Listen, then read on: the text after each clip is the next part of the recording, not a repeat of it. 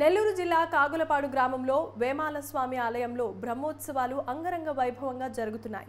బ్రహ్మోత్సవాల్లో చివరి రోజు కావడంతో ఆలయ కమిటీ ప్రత్యేకమైన పూజలు నిర్వహించింది.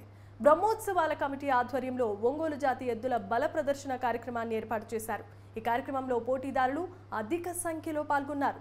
అయితే ఈ పోటీలో గెలుపొందిన వారికి కమిటీ ఆధ్వర్యంలో బహుమతులను అందజేస్తారు.